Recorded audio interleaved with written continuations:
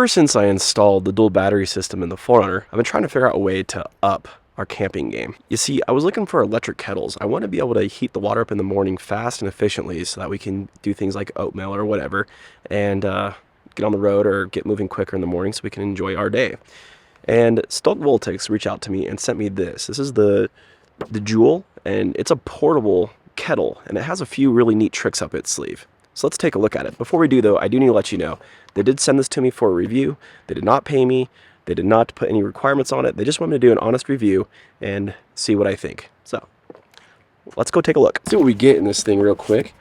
And while we do this, we are up in the Sierra Nevadas. So we are really going to use this thing to cook and see how well it does.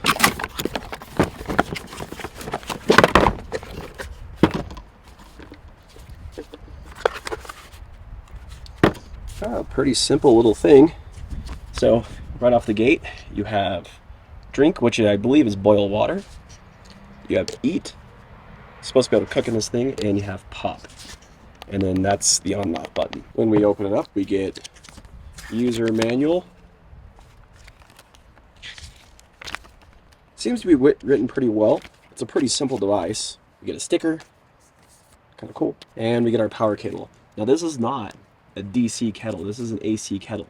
But for us, that'll work just fine since I have an inverter in the system. That's a really nice outer sleeve so you can grab it and it won't burn you when it's hot. A nice little carrying handle, and it even has a clip to hang it, which is pretty nice. I'm liking that. The inside appears to be stainless steel, and we have graduated marks on the inside. This is supposed to work with up to 16 ounces of fluids, which is pretty nice. Are you going to talk to me, Tucker? We have our covered port right here. So the cable goes, and that's the base. The lid seems to be well built. It's actually pretty nice. It has a few interesting design features. One, it has a pour spout. Really, you probably could use this to drink out of too if you let the liquid cool down in here, of course. So teas and stuff would be nice. You also can strain. That's kind of cool. You can make noodles in there, strain them out. The other interesting thing is this hole. This reminds me of some of the other gas-powered stoves that exist that have a coffee press kit. So you heat up water, pour coffee in there, put your coffee press kit, and away you go. You have a French press. I wasn't sent that. I'm not sure that you can get that for this kit, but it looks like that would work maybe from another stove, or maybe there is something that that Joel makes or Stolt Voltage makes that goes with this to make this a French press. The other interesting thing is this right here. This is a measure for popcorn, and we will be testing that out this trip too. So what we're going to do with this thing is we're actually going to cook with it. Since we're out here, we're going to make soup, tomato soup and grilled cheeses tonight, and we're going to put the soup in this and see how it does, since it's supposed to have a cook feature.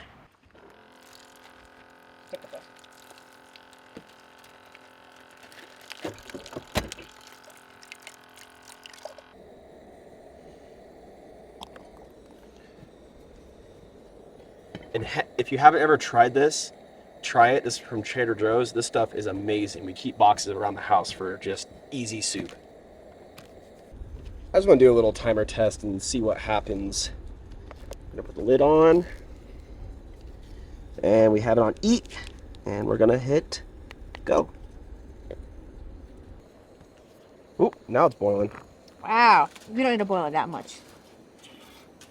Well, look at that. The bread or the cheese is melted. I have turned it off right now. You don't need to boil it with it. Okay, we'll turn it off then. It's definitely warm.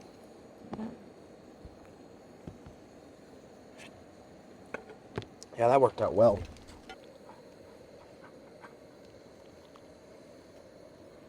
Perfect. Yeah, it didn't really burn anything on the bottom. So does it have a simmer setting? Or a keep warm setting? No. But it feels like it's insulated. Okay, 9 minutes to heat up soup. That is not bad. It was really easy and didn't burn anything. We're gonna eat, and then we'll come back in the morning, and we'll see how it boils water. How you doing, doggy? Look at him, he's like surveying everything. Oh, that looks good.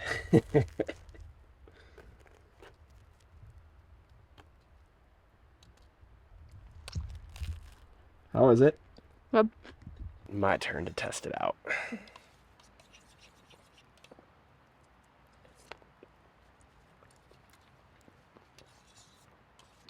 This is always a good thing. Oh, that's good. Yeah, it always is. Mm-hmm. What do you think about using that so far? It's nice. What happened to you? What happened to you? Yeah? For giggles, I think we're going to try making some popcorn just because. So here's what we do. Fill the lid with popcorn. There's a little spot on here we fill with oil on the lid. Throw it to pop, hit the thing, and that's it. Oh, that was pressurized. All right, we're supposed to fill the entire lid.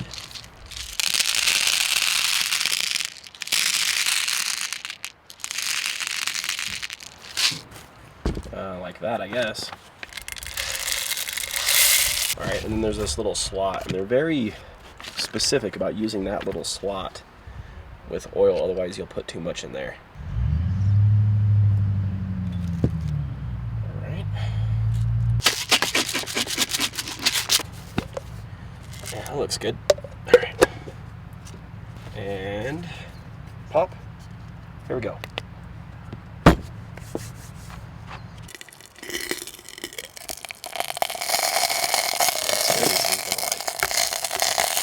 Light kicked off. We do have popcorn, but there's a lot left in the bottom. That's okay. I mean, who thought this feature would actually work? There's so many kernels left in the bottom. It's hard for it to work. There's supposed to be an attachment, I was reading through the book, where you can kind of steer it. Maybe that would fix this issue, but I don't know. I'm not gonna really. It makes okay popcorn.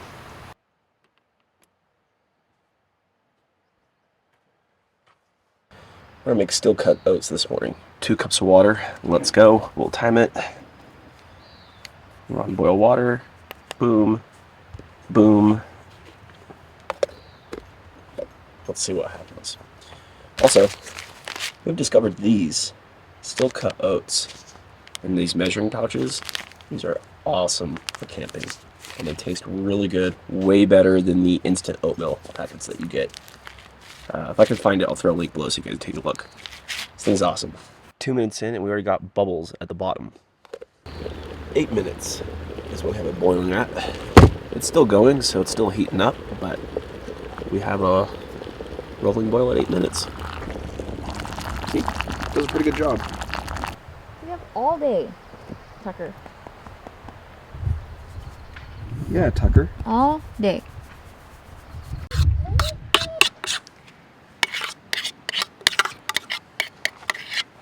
Did it burn anything on the bottom? No. Good.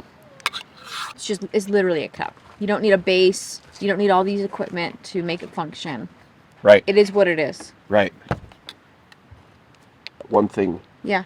Easy to pack too, right? Everything, Right. stuff's inside of it that needs. So, some final thoughts with the Joule kettle, portable kettle. We really like it. We're going to keep it. We're going to put it into our gear. We're actually most likely going to remove the kettle we have in there that we use with a stove, mainly because this is far more convenient, and due to the modes that it has on it, it works a heck of a lot better. A few things we noticed. The popcorn function, meh, probably not worth it. Maybe if you had a little stirrer, it would work better, but don't care. However, I would like to see what this mode, what the power rating is like, what the heat output is like, because you could probably use this to cook other things or for other purposes, which would be interesting. And we're going to do some more testing with that and see what we can actually do with this. The eat mode, what we found out is that actually never turns off, which is nice for cooking. So as you're dumping stuff into it and using it, it just gets up to temperature and stays there, which is pretty nice. Boiling water takes about 8 to 10 minutes to boil water. Not the fastest thing, but very convenient. And what we noticed about water that you boil in this, it stays hot for a really long time, even with the stove unplugged or turned off. The kettle, with it turned off or unplugged. And I think that's because obviously this jacket is insulated, but also you have a lot of thermal mass in here, so it just keeps it warm for a long period of time. That is not the case with our current kettle on the stove, right? Once you turn that stove off, things cool down pretty fast. We like the way the lid asphyxiates. That's nice. The material inside is nice. We put this through its paces. We've boiled water multiple times with it. We cooked oatmeal in it. We cooked soup in it.